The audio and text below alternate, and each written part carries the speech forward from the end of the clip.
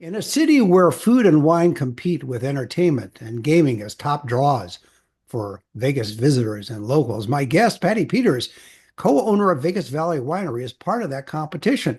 As wine culture grows in popularity across America, Las Vegas is no exception. Locals and visitors alike are looking not only for the taste of fine wines, but also the knowledge behind them. Under Patty's leadership, the winery has become a tasting room, a hub of education, craftsmanship, and community. For everything about Vegas Valley Winery, go to vegasvalleywinery.com. Follow them on Instagram, Facebook, and X. And Patty, welcome to the show. And disclaimer to our listeners and viewers, we know each other. So there you go. Yes, we do. Well, thank you for having me, Ira. I think we got to chatting a little bit, and the last time we talked about this was probably about 15, 16 Yeah. years ago.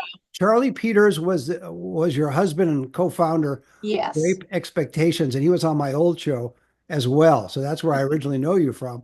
And so you've done so much since then. So give us an overview of Vegas Valley Winery and Grape Expectations, how the two differ from each other and how you've expanded it, which amazes me how it's grown over the last 10 or 15 years.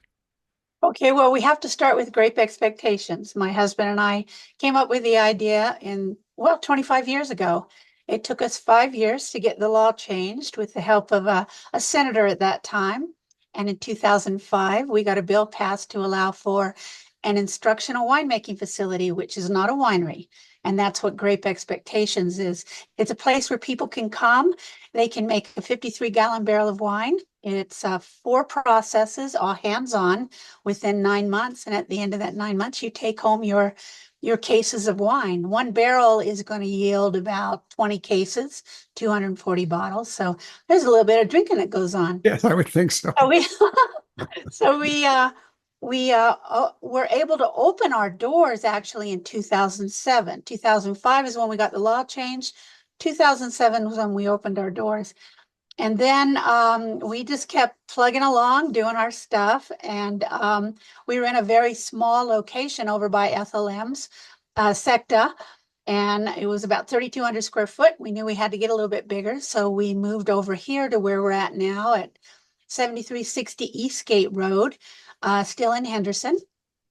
And unfortunately, about 9 days after we moved in, my husband passed away just suddenly. And all the winemakers, everybody that made wine with us for the last 5 years, were just didn't want us to fold. And Mike Schoenbaechler, who had worked with my husband at Cascada, they were very good friends. We had just asked Mike to be a part of our team about 10 days before Charlie passed. And so Mike stepped up to the plate. He took this place and made it to what it is today. And so about 6 months after he took over, I made him a full partner because I'm no dummy. I knew what I had with this guy. Of course. And truly everything that we have it's the results of Mike. Charlie started it, but Mike's taken it to the next level. In 2015, there was a faction up north, a little faction down south that wanted to allow wineries in counties with populations of over 100,000, because prior to that time, you couldn't have a winery in any county that had over 100,000 people. That's why you had wineries in Pahrump. That's in Nye County. So they got it on, but there's a lot of caps in place. So you don't see very many wineries in Clark County. In fact, we were the first. There's one other winery here in the valley, but I believe they deal mostly in fruit wines. They're out of Pennsylvania. But ever since 2017, when we opened our doors, we've had Vegas Valley Winery, which is connected to Grape Expectations. They're just separated by a door. If you come into the tasting room, you'll taste the wines that Mike and Chad have made, because we produce them all here. We bring in fruit, we crush, we press, we do everything. And when Mike feels that the wine's ready to be served, we serve it in the tasting room. And when you come to the tasting room, we'll take you on a little tour. We don't charge for our tours. And we'll take you in the back and we'll show you around. And it's enchanting. When you get that many barrels, and there's about 300 barrels back there, and it's just wonderful. We have a lot of events that we do because we've got such a huge area. It's about 11,000 square foot. And so we'll do a lot of events on our own, and then we have a lot of people that'll rent out the space to do their own events. And it's and we've got such a large family of winemakers. I mean, thousands and thousands of people that have made wine with us and continue to make wine with us. So it's quite the little neighborhood, little Also, drink too, neighborhood. I would think you would also get, and because a lot of our listeners and viewers are from outside Las Vegas, I'm assuming you do get people from coming from other states or other countries to come visit and sample Yeah. and tour. Yep. We used to get a lot of people from overseas that would, when they come to town, they'll do a little Google and we'll pop up and they'll come by and see us. And a lot of people driving in from all over, the Midwest, all the way everywhere, Right. everywhere. So it's Did a you, little mishmash of people. exactly. That's the way. That's good. Well, in my opening, I talked about how wine and food is really the new part of Las Vegas that 20 years ago wasn't even thought of. It was more entertainment and gaming. But the culinary scene here has just exploded, and wine is part of that as well. So, do you start to see a more sophisticated take on wine from your customers and from people that come and tour the facility? You know what? I think we see all levels. I'll get people from other wineries that'll stop in, and I get people that they don't know anything about wine. They don't even like wine. They'll come in, and I go, you know what? You just don't like the wines you've had. There's thousands of different wines out there. Right. We've got some very knowledgeable sommeliers that work with us, that are more than happy to educate people. But, at the same time, everybody comes to the plate with their own knowledge, and basically they like what they like. And so we kind of work around that. We don't tell them what they're smelling. We let them just tell us what they're smelling. What are you tasting? What are you smelling? Do you like something that's a little bit more dry, or a little bit more sweet? And then we kind of work it around there. He makes so many different levels of wines, and there's a little something for everyone. It's, It always it's seems to me, Patty, that there's that wine snobbery that goes on or used to go on, and I think it's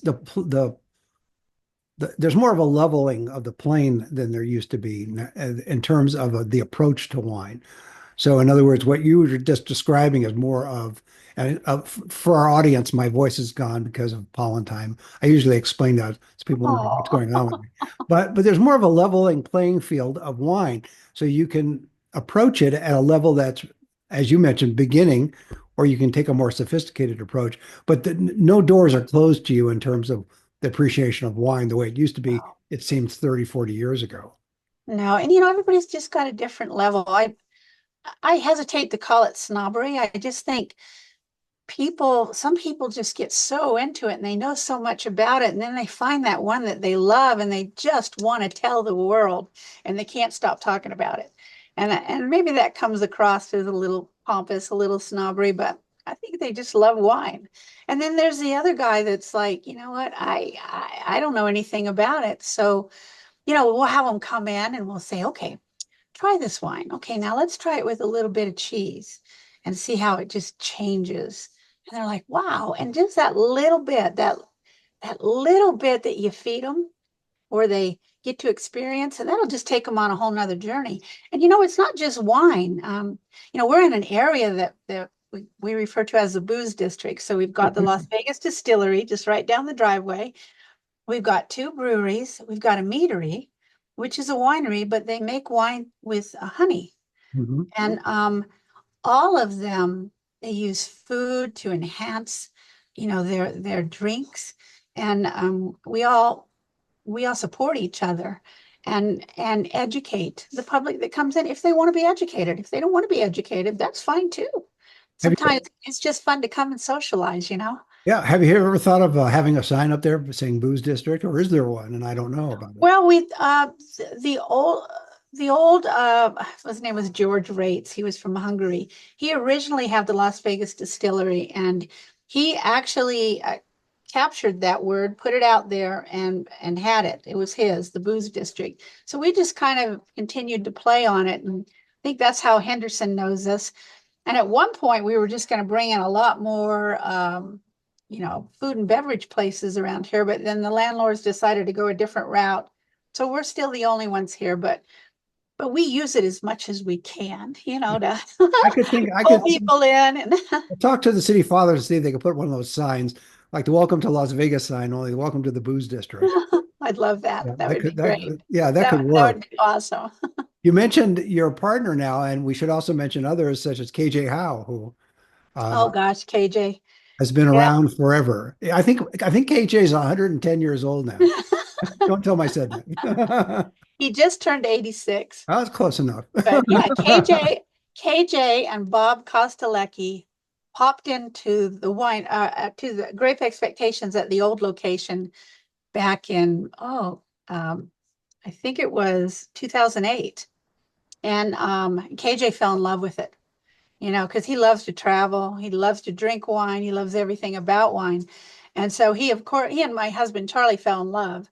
And so they started kind of putting things together. And it was KJ that really said, hey, let's do a little fermentation class, when we get done doing the crushing. So we developed that class for him. And my gosh, for years and years and years, he gave that class. And anybody that's ever come in, they know KJ. But not just KJ's known throughout this entire valley for so many different reasons, golfing, the Mint 400. There's so many stories about KJ Yes, there are. 70s. We could talk forever. Right. And, he's adorable, charming as hell, adorable as hell. He's 86 years old. I still have him come to the winery. Unfortunately, he suffered a stroke about 3 years ago. It'll be 3 years in October. And he made it through, which we love, and we adore him, but he can't talk. Right. And for somebody like KJ to not be able to talk is just a travesty. But I do have to tell you, everybody knows what he's trying to say. He does it with his hands. He does it with a little tilt of his head. They all know exactly what he's trying to say, and it amazes me every time. But yeah, we've got quite the cast of characters here. I bet. Now, what maintains your interest in it? Because you started it with Charlie originally, and he was at least a public spark plug for it. You were definitely there all the time as well. But as you say, once he passed, there was that desire from the community for you to continue. Was it hard for you personally at that time to want to continue? Because it's expanded so much now with the winery. Yeah. If I'd have been on my own, I wouldn't have continued because I was still working. I worked for Metro for 25 years. So I couldn't have done both. And this wasn't my passion. This was Charlie's passion. Right. That's why I But asked the question whether when you we know brought how. Mike in, this was Mike's passion too. And so watching Mike's passion and seeing what he did and how he learned so much. I mean, he would go to UC Davis and they would study at UC Davis. Our when Charlie passed, the day Charlie passed, I got calls from the wineries that we deal with in California, specifically Woodland Valley Winery out of Sassoon, as we get a lot of our fruit from them. They're right next door to Napa. And Ron Lanza called me and he said, look, there is nothing you're going to come up against that we haven't come up against in the last 60, 70 years that we've had our winery. You call day or night, I don't care what time. He goes, we'll help you resolve it. He goes, get your guys, send them down. We'll teach them. We'll work with them. And he goes, we want you guys to make it. And it just became this tight family. And Mike and Chad, he's one of our other guys. Those two became really, really close with Lanzas. And they just educated the hell out of themselves. Mike knows the chemistry associated with wine stuff I don't know.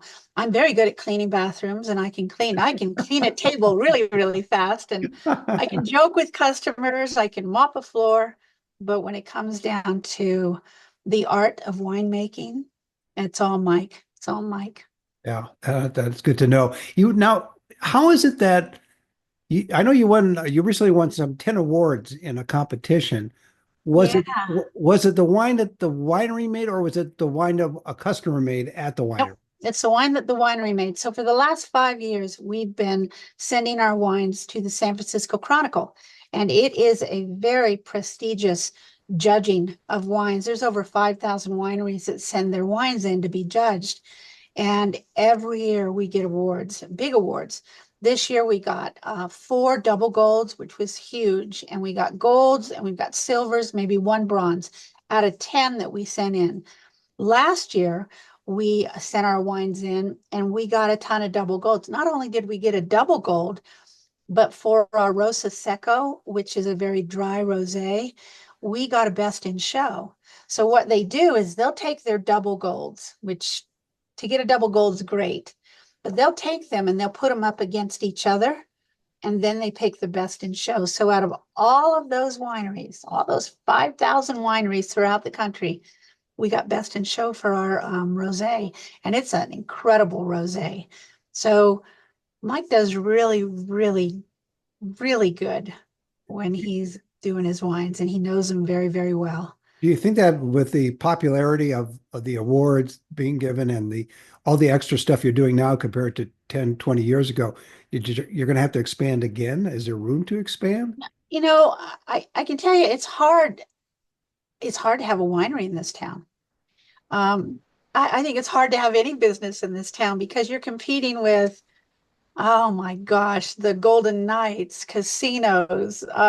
There's so much going on in this town. So for us, most of what we do is social media.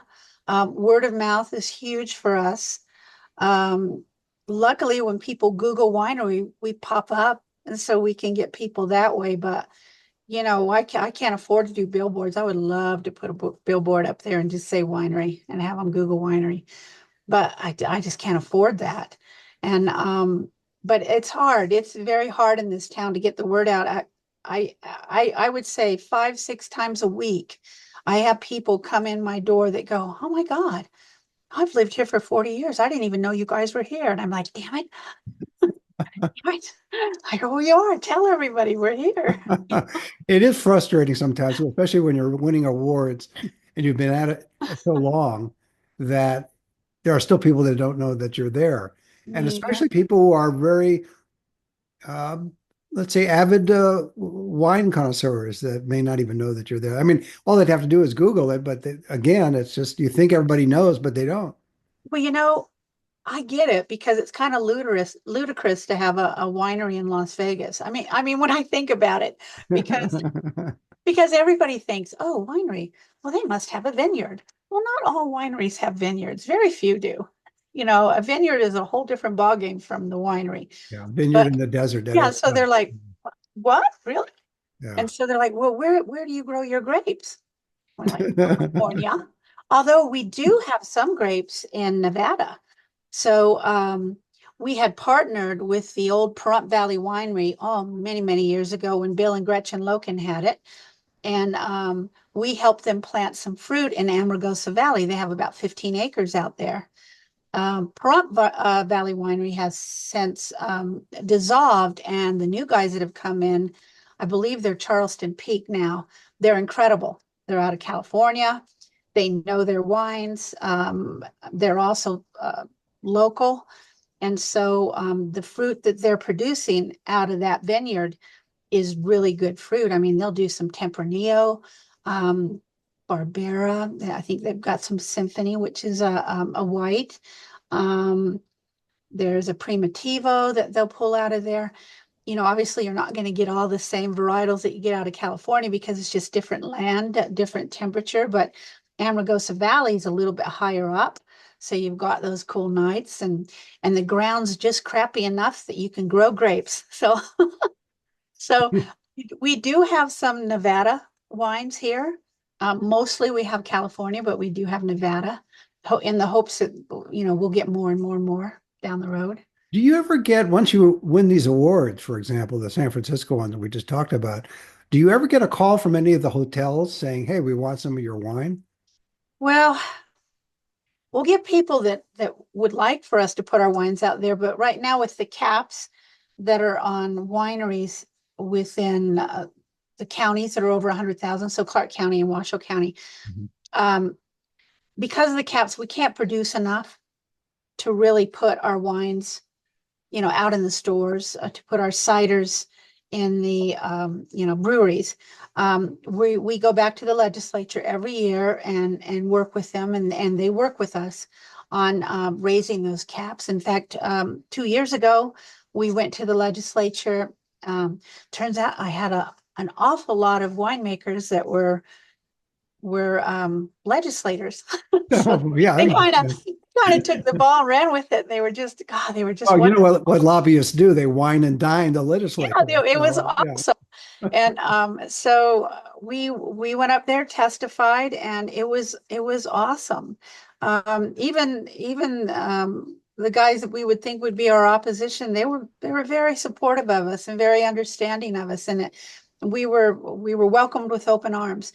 And so they raised those caps a little bit for us, and I suspect when we go back again, we'll get those caps raised a little bit more, and little by little. So yeah, we're getting there. It's just slow, a I little want to go slow. back. I want to go back to the beginning again with Charlie. What was his passion that allowed him to plunge full time into creating Grape Expectations? What was it that drove him?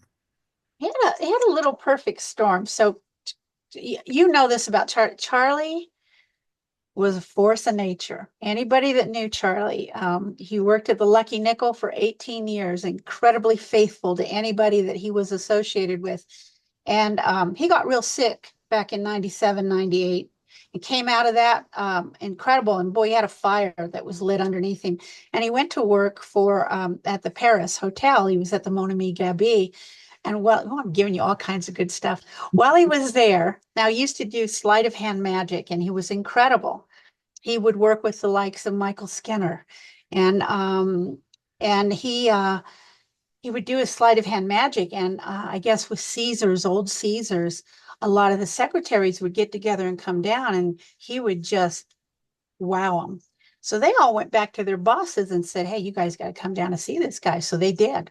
All the big bosses of old Caesars came down one time, met Charlie, and they're like, "Oh yeah, this guy's got something going on." So they asked him. They said, "Would you like to work at our we've got a golf course. It's an elite golf course. It's called Cascada. It's between Henderson and Boulder City." And he goes, "Well," this killed me too. He goes, "I'm going to have to check with my wife." So he goes home and he goes, "Honey, they want me to work at this thing." And he goes, "I don't know that there's going to be any tips or anything." And I go, "Well, what are you going to be doing?" And he goes, "Well, you have to be brought in by limo. There's a dossier on everybody that comes in, and a lot of the upper echelon." I go, "I don't care if you don't get paid at all." I go, "This town's all about who you know." I said, "You get over there. I'm working. We'll be fine." He loved that job. He was there, I don't know, I think for 7 years. I'm not sure, but that's where he met Mike. And while he was there, Caesar's got him involved in wine. He was talking with chefs, he was talking with the sommeliers, he was talking with this, and he'd always had a passion for mixing drinks because he was a bartender. And so he went to the first level sommelier, passed that with flying colors, loved it. And then right about that time is when Harris came in and then took over. And so they were re-changing everything. And we had gone back to New Jersey, and one of his buddies back there says, "Hey, I got a friend who's making wine with this guy in Monmouth County." We looked at each other and we're like, "How good can that be?" Because we're thinking dandelion wine, right? So we go check it out, and we meet Luigi Saldano. And Lou and Charlie fell in love, just like KJ and Charlie. And I left Charlie there for a couple of weeks, and Lou's like, "You need to do this in Vegas." So we're like, "Okay, well, yeah, let's do this." And then that's when we found out about that you can't have a winery and a room. So then we did the wine school, and that's what started it. That is exactly the steps, that little perfect storm of all these little things that happened that put him in that direction. That's Because a I was great always story. thought we were going to have a bar, just A but dive that bar, would be maybe. Yeah. fine. It That's a was a great bar. story. When you look back on since the beginning, when you look back and you see all the other things you've added to the beginning of it, do you pinch yourself sometimes and are amazed at I the do. progress? I do. I have to pinch myself because I'm around this all the time. And every now and then when the boys are gone and it's late at night and I'm starting to shut things down, and it's so well taken care of. The boys just do such a good job of everything has its place, and it's so clean and it's so inviting. And I have to pinch myself and go, God, this is like the coolest. I mean, just to be able to look at this stuff, to be able to provide this. And I've watched it. We're going on 18 years. I've watched 18 years from when we first started it, because even before that, we were making wine in our backyard until we could get the law passed. So we were learning stuff then. And I watched it from then all the way to where it is now. And yeah, I'm super proud of what we've done, and how we've treated people, because they they love us. Our winemakers love us. I breaks my heart that I even have to charge them. So because I see them more than I see my family. So Understood. Before I yeah, let you go, we have about a minute left. What do you see as the future for Vegas Valley Winery? You've got all these classes going on, the wine tasting, everything that goes on there. Do you see something new in the next year or two that you want to add? if it can just if it can get busier, more people coming in and finding out about us. That's what I would like to see new. If you ever go to our website or follow us on Facebook, we're busy. We have every night we've got something going. I mean, we've got on the April 19th, we've got the Catalina wine mixer, which is awesome. It's just a party, and it's a hell of a party. It's a great party. And we do workshops almost every night here: charcuterie, hat making, yoga. Boozy yoga is awesomely fun. Meditation, you name it, we do it. And it's there's just so much going on. This But isn't maybe just you don't want my, more stuff going on if you got all that going I on. can't do any more than this. Well, that's a great way to leave it. My guest has been Patty Peters. She's co-owner of Vegas Valley Winery. For everything about Vegas Valley Winery, go to vegasvalleywinery.com, and you can follow them on Instagram, Facebook, and X. And Oh, Patty, thanks for being on the show. oh, thank you, Ira. Don't You wait got so it. long to come see me next time. Oh, absolutely. See you next time.